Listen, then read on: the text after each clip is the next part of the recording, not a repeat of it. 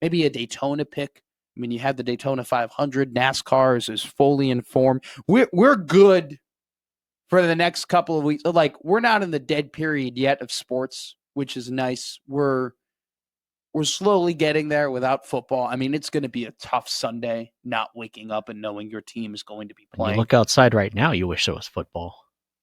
Roads are clear. Well, I mean, they're clear. I'm just saying it's cold, and your mountain is still there. Speaking about football, I want to continue this conversation about. I want to continue a couple of conversations. Yeah, you're angry, and I smell what you're cooking. Well, I get it. I think that let's talk about Matt Rhule. Oh, okay. Because I've said he didn't take pictures of baby Gronk. No, did. Oh, he didn't. Jeez, the internet would fall apart if that were to happen, and I would even be more PO'd if he took a picture with baby Gronk. And I just want to throw it out there. I got nothing against the kid. I just hate the dad who's paraded the kid out there and put him out there and exposed him to the internet for all of these people to make fun of him. I think it's and this little dude was in Lincoln. Why? Wildly irresponsible. I don't know. I bet he's at the game tonight. No. Yeah.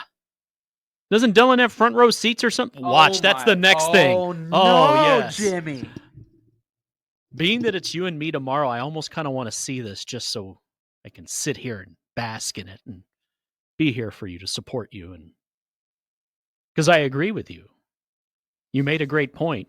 You want him in more Heisman Watch articles, not Barstool. He would be on the front page of Barstool. He would be the top story. Oh, he'd be trending tonight. He would be the top meme. People would be turning to this Nebraska-Maryland basketball game just to see this spectacle. Dylan Raiola by no stretch of the imagination is unlikable.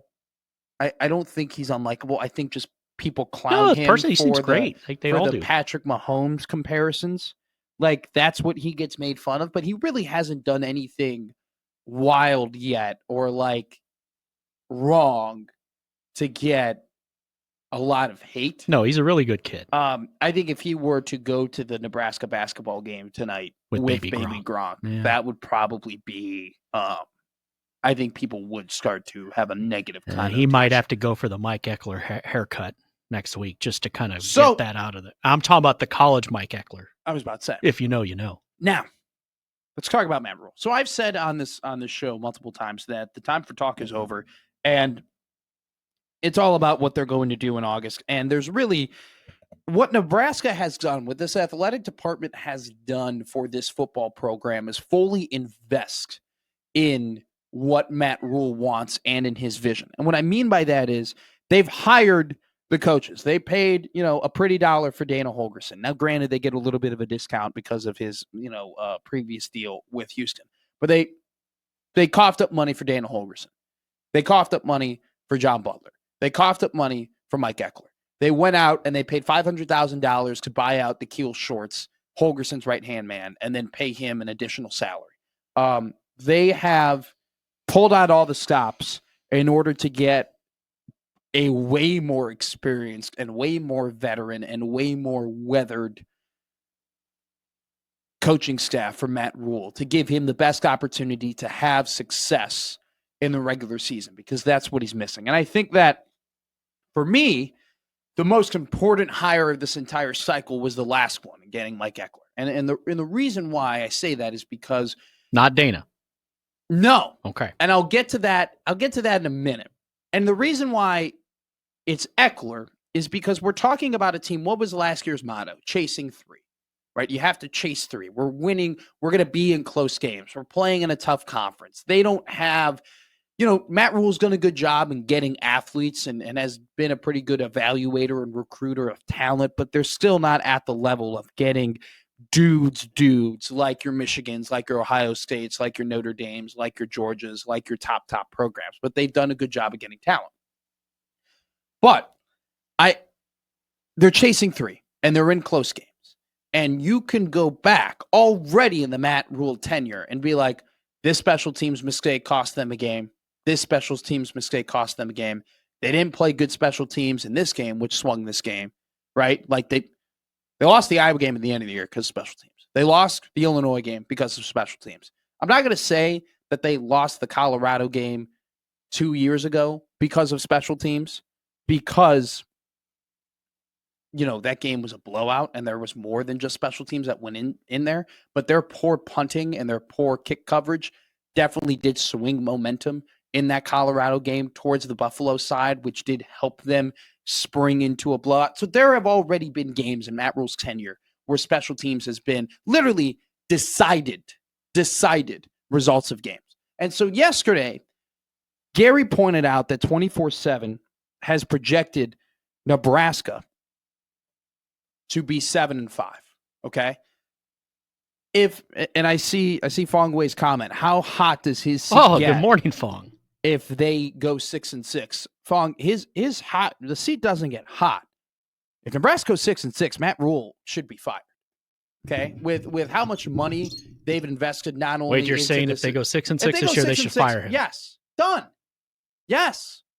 They've invested so much money in this roster. They've invested so much money in this coaching staff. We're at the point where it's year 3 Matt Rhule. What have we been told about Matt Rhule? We've been told year 1 is where they struggle. Year 2 is where they take a step. And year 3 is when they start to win games, is when the hay starts to come home to the cattle. Right? That's when the results start to pile up, is in year 3. So if you go 5-7, 7-6, and 6-6, that's not results. That's not what you signed up for. Now, if they were to go 7-5, I think there would need to be a full audit of what's going on in that football department. Right? I can get behind you on that one, and even at 6-6, but firing is. No, that's a slippery slope. If they go 6-6 this year, who's hiring? Matt Rhule. What's the plan? Wait. If they go 6-6 this year, Matt Rhule is one of 3 things, or maybe multiple of those 3 things. He's not as good of an evaluator of talent as we thought. He's not as good of a developer of talent as we thought, or he's a worse game manager than we thought. And if one of those 3 things, or multiple of those 3 things, tend to be the truth, which, by the way, their schedule was not that difficult this year. So for them to go 6-6, they would have some pretty terrible losses. Which gets added into the conversation. Gets added into that conversation. Because they lost to somebody he's bad. No longer worth the contract you're paying him. And so if he's no longer worth the contract that you're paying him, he no longer should be the coach of Nebraska football. I don't think that's a bad hot take. If they go 6-6 in his 3rd year, he should be gone. If they go 7-5, that's a full audit. If they go 8-4, then you're fine. Then you're chilling. And that's what football comes down to, right? The difference, 2 is not a big number. Okay, 2 is a small number. But the difference between 6-6 and 8-4 is massive. And if they had good special teams, they would be 8-4 this year. Because they would have won, more than likely, the Illinois game. And they would have won, more than likely, the Iowa game. And so that's why I'm saying Ekeler, in my opinion, is a more important hire than Dana, because he is in charge of the unit that gets that 3, that does change that mark, that makes you going from 128th in special teams efficiency over the last couple of years to one of the best in the country, which Tennessee has been under Ekeler. That's the guy who's coaching at a high level on a unit that switches victory. So if you put Crash Ekeler last year with Satterfield calling plays, you think they finish 8-4? I think that if the special teams no is moves better, made on offense, just special teams. If the special teams is better against Illinois, they more than likely win that game. Agree. And if the special teams is better against Iowa, they probably don't even. They run away from that ball. Maybe they just catch that ball, and Iowa doesn't get the ball within the 10-yard line and end up scoring. Okay. That's the difference, right? The difference in these games and the difference in records have come down to special teams. You've now hired a special teams coach who's performed at the highest level possible, or one of the higher levels possible. And so that's why, and I get what people are saying. Dana's the most important hire because this defense, with the 3-3-5 and the talent that they have and the talent that they're returning has been solid. And the problem for the last 2 seasons has been the inconsistencies on offense. And so you're bringing in a head coach and an offensive coordinator, or a former head coach and an offensive coordinator whose offense looked a lot better, who's in Nebraska's offense looked a lot better when he was coaching. And I get that. And we look at the offense of like, oh my God, if the offense is better, you couple it with the defense, they're just going to win more games naturally. And I get that. And I understand that sentiment. But I'm telling you right now, Nebraska football does not have that cache of talent that the top teams in the Big Ten have, that almost every game that when you're not playing the ranked opponent is just going to be a cruise to victory. They are going to be in close games consistently like they have been for the last 2 years. And so when you've had a piss poor special teams that has caused you to lose games, and now you're bringing in a high level coordinator, that can be the difference between 8-4 and 6-6. And I think that's the difference between Matt Rhule keeping his job and Matt Rhule losing his job. If they were to go 6-6, I'm not, in my opinion. I see what you're saying. So the opposite of what I asked you. So if you have Dana, but you have bad special teams, it doesn't matter because now you're turning over the ball, bad field position. You're putting yourself behind the 8 ball. But I don't think that's the case, because in the games that we saw with Dana, there was just, he changed Dillon a bit where there was an emphasis on getting the ball out. Mm-hmm. And there was an emphasis on, okay, the best way to get 4 to 6 yards on first down is not running it through our tackles and guards every single time. We can make quick throws to the outside to Jamal Banks. We can hit quick hitches to Isaiah Nair. We can do quick throws. It was a lot of, hey, first read, open, fire it. When Dillon was struggling with Satterfield, he was holding on to the ball for way too long, taking too many sacks, looking downfield, not taking the open guy right in front of him. Dana helped change that, and his coaching has helped progress Dillon and had him get better throughout the year. Opens up the play calling at second and short, third and short. Jimmy, I don't think you can tell me the minute Matt Rhule was hired, there was this idea of year one, we're going to struggle, but we're going to build this culture and we're going to build this program. Year two, you're going to see a step taken. Right. Okay. Both those things happen. Okay. Both those things happen. Year one, the culture was built. Year two, they took a step forward. They made a bowl game. Year three is when you have the Matt Rhule success. And this athletic department has to realize the millions of dollars that they've not only invested into this coaching staff, but also the millions of dollars they've invested into this roster. They have invested so much time, so much money, so much resources, have pulled out from so many different places in order to make this program the most successful it possibly can be. And if Matt Rhule were not to live up to the promise of having that year three jump and were to once again go 6-6, absolutely it is grounds to fire him. And if they were to go 7-5, you have to fully audit the program. And if you were to audit the program and look around, maybe you still get rid of him. But if you were to go 8-4, you'd be like, okay, maybe this isn't the jump that we were promised and we wanted, but you can't get rid of him because he won 8 games. So we're chasing 3. Who is the difference in that 3 points? What has been the difference in that 3 points for Nebraska? It's been the special teams. And who is now your new coordinator? You're paying a really pretty dollar to come in and do that. Mike Ekeler. Right? And another thing too, this all circles back to Dillon, because the same argument can be made for him. That, hey, you got what you need now. We got you the coordinator you want. Okay? You're getting coached by the guy that you want. We got you the wide receivers. We brought in Dane Key. We brought in Hardly Gilmore. We kept Emmett Johnson. We invested in on the offensive line. We've now taken the best athlete on the team, who was your backup quarterback. We've now moved him to tight end. We now took Carter Nelson. We put him back into tight end. We've invested. We got Isaiah Hunter for you. Here you go, kid. Like, here are the keys. Like, if you are this 5-star future. No, it's put up or shut up. And it's put up or shut up. Yeah. And it is a little concerning to me that Dylan Raiola is clearly worried about his brand.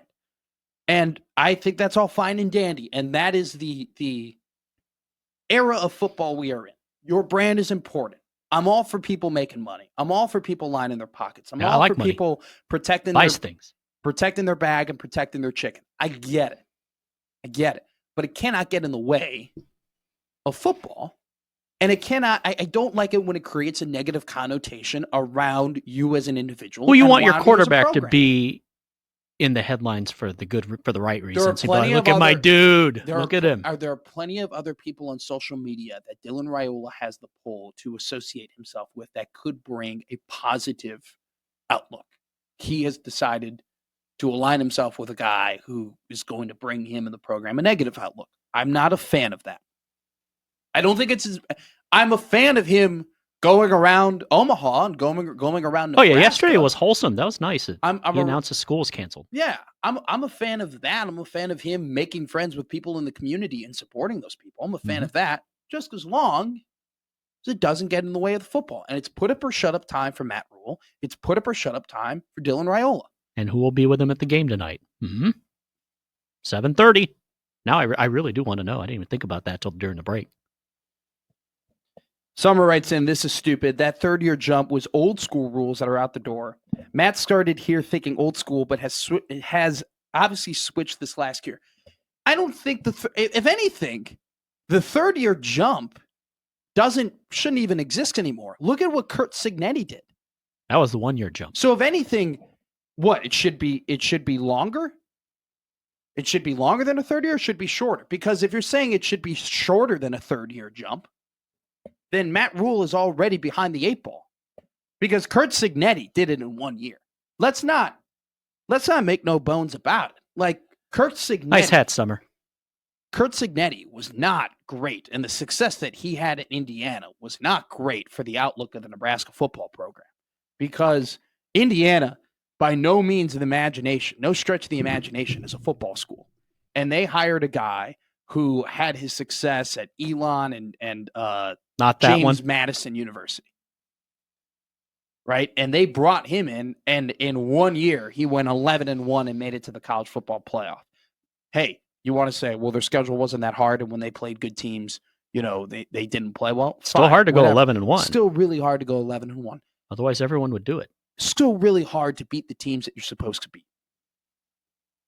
Nebraska hasn't been able to do that. Nebraska was favored against UCLA. They lost that game. Yeah, that was bad. And it was a lot closer than the final score, or it wasn't as close as the final score indicated. So to say that the third-year jump was old school rules, I would say that, yeah, it is old school. It probably should be quicker. With the amount of money that you can, how it's easier to bring in when you have an athletic department like Nebraska who's willing to pay people top dollar to bring them into your program. It should be easier to flip your program around and start winning games. Ooh, Mike's on to what I'm saying.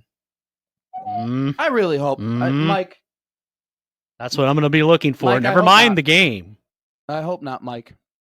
I really hope not. You better not bring him on. No block and no rock either. Better not do that. I don't think that. Baby Gronk on. Maybe that's why Baby Gronk is in Lincoln because he's making some podcast. Bigelow and Baby Gronk. Now that's the duo. That would be the combination that we need. Jacob Bigelow and Baby Gronk. If anyone, JB and BG. Yeah. You think that Baby Gronk would look good in the Jacob Bigelow sweater? Absolutely. I would love to see that. I need to see these sweaters. Wait, I have seen it. They're pretty good. Yeah, I saw it on Instagram. They're pretty good. Bigelow goes, hell no. Hey, what? You should. That'd be great for your brand.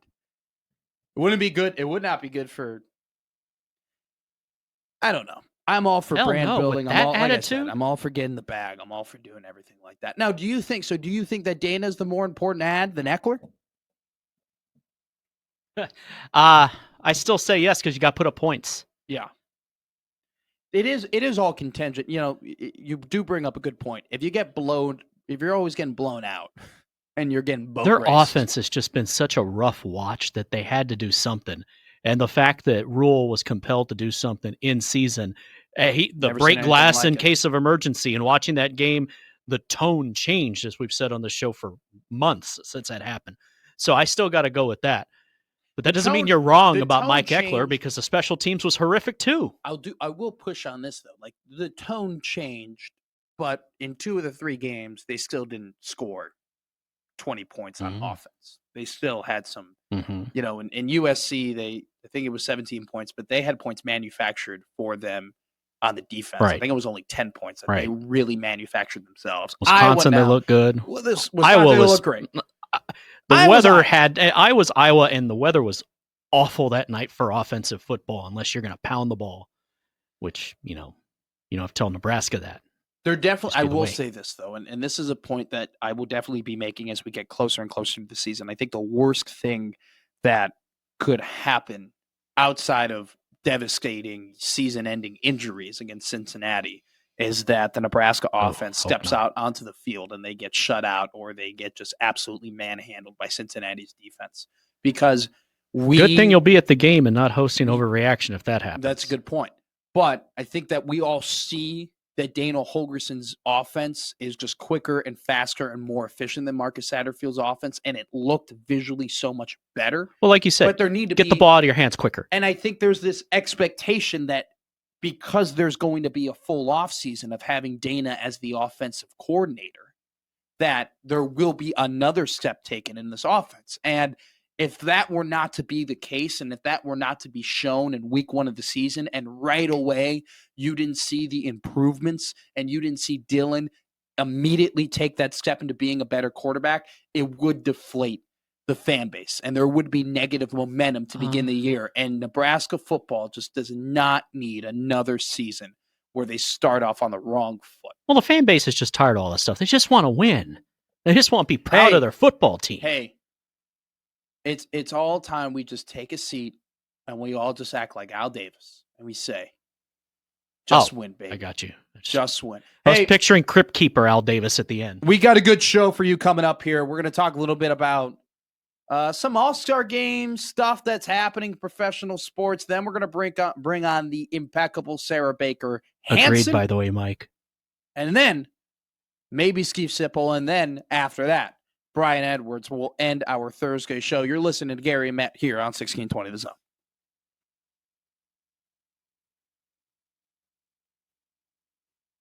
Remember, no matter how you listen, it's still AM radio.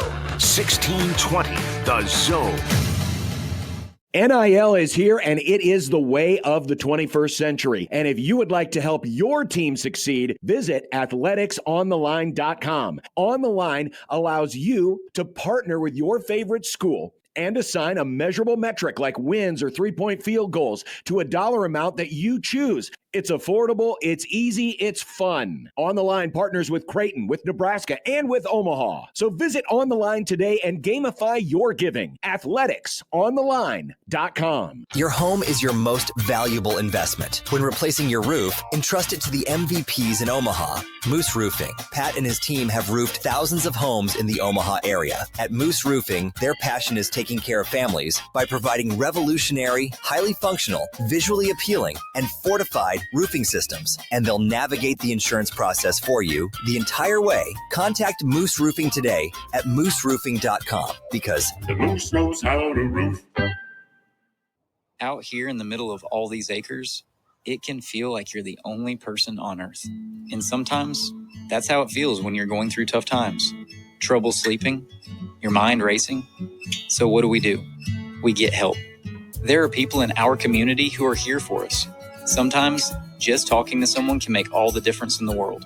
Find more information at loveyourmindtoday.org. That's loveyourmindtoday.org. Brought to you by the Huntsman Mental Health Institute and the Ad Council. When you're hiring, have you ever felt like you're missing out on meeting truly great candidates for your roles? It seems impossible to find them, but they have to be out there somewhere, right? Well, they're not hard to find when you know where to go, and that place is ZipRecruiter. And right now, you can try ZipRecruiter for free at ZipRecruiter.com/free. ZipRecruiter helps 10 million people with their job search every day. And because these people are actively looking for jobs just like yours, it's easy to find the right person right away. In fact, 4 out of 5 employers who post on ZipRecruiter get a quality candidate within the first day. But if you're not using ZipRecruiter, you're missing out. So see what it's like when the impossible is easy. When you go to ZipRecruiter.com/free right now to try ZipRecruiter for free. Once again, that's ZipRecruiter.com/free. ZipRecruiter.com/free. Never miss out on great candidates with ZipRecruiter. Email any of our shows anytime into the Equitable Bank inbox. At Equitable, we take banking personally. For me, John at 1620thezone.com. The Equitable Bank inbox from 1620 The Zone. Outside is where winter adventure unfolds. On frozen lakes, icy landscapes, and snow-covered slopes. Feeling the cold air rush by as you race downhill. the freedom of gliding with ease, and the warmth of being together. From epic sled rides to the fun of ice fishing, it's all right here beneath Nebraska skies. Start your winter adventure at yournebraskaparks.com. Sponsored by Nebraska Game and Parks, aired with the Nebraska Broadcasters Associations and this station. Omaha Maverick Hockey hits the road as they head to Kalamazoo to take on Western Michigan this weekend. You can listen to the games on News Talk 1290 Coil. It's UNO at Western Michigan on your home for Maverick Hockey. News Talk 1290 Coil. 1620 The Zone at 1620thezone.com. Pull up a chair with Gary and Matt on 1620 The Zone. All right, we'll continue on this quick Matt Rhule conversation real quick before we get into just a very quick segment about All-Star games. I do want to clarify here. Oh yeah, the NBA All-Star games this weekend. I do want to say that I think Nebraska's going to go 8-4, and I think with everything that Matt Rhule has invested in this coaching staff and in this player personnel and everything that they got, that things are looking up for the program, and they're going to end up winning 8 games. But if that were not to happen, and if everything went south and they went 6-6, then you know my opinion after that last segment. Joey emails into the Equitable Bank inbox. We do banking differently. I kind of jive with what you're saying. If they go 6-6 next year, then I think Rhule's seat should be very hot but not fired. Do that, and we are back in the cycle that got Nebraska where they are now. Nebraska has had issues that they have been the same for the last 3 coaches. So a culture change is needed, which I think they are working up to, but that takes time. What I personally want to see is clean up the issues that are beating us. Special teams, inconsistent defense, mental mistakes like penalties. If that stuff is still an issue in year 3, then yes, we have a problem. Joey, I agree with you. It's a great point. I'll say this, though. If you clean it up, you'll be not 6-6. When you You'll be better. Exactly. Have to. And there's a certain point an athletic department gets to where they look at the football program and they say, what else more can we do? What are we not doing enough of in order to give this coach the best opportunity for his football team to win games? I think, and they should be happy about this, the Nebraska Athletic Department has done a lot for Matt Rhule. And they have invested a lot of money for Matt Rhule. And I think they're getting to the point where maybe there are, things that are smaller within the building, smaller details within the building that maybe they could do better. But on a macro scale, they've done a lot for this football program. So kudos to them and the money that they've invested into this coaching staff and this roster. I think they're going to have a good year. I think that what they have as a coaching staff and what they have as a roster and what the schedule looks like is advantageous. They put themselves in a position. They put themselves in a good position in the offseason. But my opinion, if they go 6-6. But you got to have that conversation. That's fair because it could happen. We've seen stuff like that happen here over the past 20 years. What happens if that happens versus, okay, what if they go 8-4, 9-3? Well, obviously, but you have to consider. So I smell what you're cooking. Okay. So so do a lot of the commenters, and you're not alone. 4 Nations Classic was yesterday. It was hockey. It continues tonight. The USA plays Finland on ESPN at 7:00. I'm excited for that because I love hockey. They're playing in Montreal, right? They're in Montreal. That should this go well. Is a interesting combo to have because the 4 Nations Classic has basically taken over for the NBA All-Star Game, and there's this conversation of maybe other leagues should do that. I want to tell you right now that conversation is mute and should not take up a lot of time because the case in point is this. The NBA, it would never work in the NBA because the NBA has a bunch of selfish stars who only care about their brand and how much money they make. So they would Being never friends with everybody. They would never put forward the competitive effort that hockey players do because they just don't have the pride that hockey players do in their team and in their country for it to be an entertaining thing. I think that maybe you could do it for baseball, but man, I wouldn't want to take away from the World Baseball Classic. I'm just happy we're going back to our normal uniforms for the All-Star game in baseball. Yeah. So I'm a big fan of that too. But I don't baseball. The World Baseball Classic has its thing. I don't think there's any way for you shouldn't meddle in that. Yeah. Gary Bettman announced yesterday, the NHL commissioner, that they are going to do an in-season tournament that's 2 years before the Olympic tournament. That will be an in-season world tournament. So they're already going to do that now. Oh, a world tournament. Okay, world tournament, not like the NBA's ridiculous. Stupid. No, not an in-season NHL tournament. In-season world tournament, which I'm a fan. That's different. And I think that this year is a bit of an anomaly because we just haven't seen world hockey at this stage with these NHL players, with the best players in the world playing against each other. We haven't seen it in like 10 years. And the World Juniors has been so popular for these young players who many of the players who are now playing in this Four Nations Classic also played in the World Juniors. So you have this want and this need for international hockey that people just have not been able to grab onto. And so this Four Nations Classic is giving that to people, and it's giving it to the players too, because the players want to prove, hey, my nation is the best at hockey, which is why they're giving such an effort.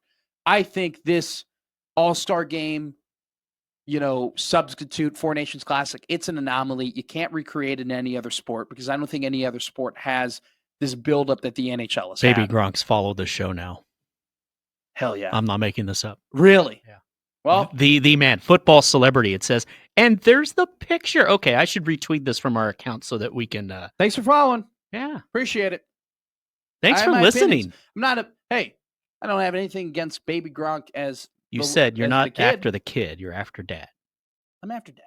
Yeah. I don't like that dad is parading Baby Gronk into Hooters and having him take pictures with waiters. Their wings are awful.